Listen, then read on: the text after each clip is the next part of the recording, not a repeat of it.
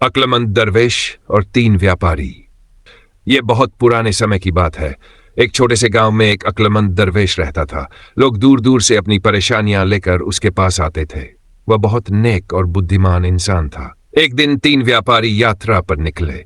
वे बहुत अमीर थे और उनके पास सोना, चांदी और कीमती रत्नों से भरे थैले थे। रास्ते में रात होने पर उन्हें एक जंगल में रुकना पड़ा। वे दरवेश के पास पहुंचे और बोले, हम रात यहीं बिताना चाहते हैं, लेकिन हमें डर है कि कहीं कोई हमारा खजाना न चुरा ले। दरवेश मुस्कुराकर बोला, अगर तुम मेरी एक सलाह मानो तो मैं तुम्हें चोरों से बचने का तरीका बता सकता हूँ। व्यापारियों ने तुरंत हाँ कर दी। दरवेश ने कहा, याद रखो, दुनिया का सबसे खतरनाक चोर लालच होता है।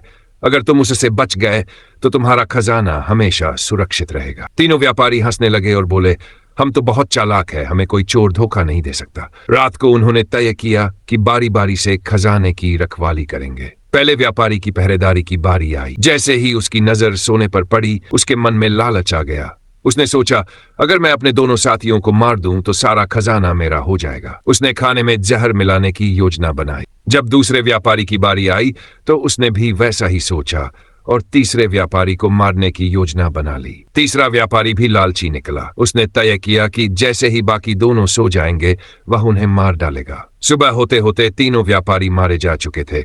एक ने खाने में जहर मिलाया था और बाकी 2 ने एक दूसरे को छुरियां मार दी थी।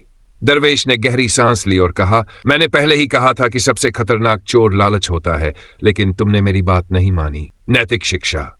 लालच इंसान को बर्बाद कर देता है। धन की रक्षा से ज्यादा अपने इरादों की रक्षा करना जरूरी है। बुद्धिमान की सलाह मानना ही सच्ची सफलता है।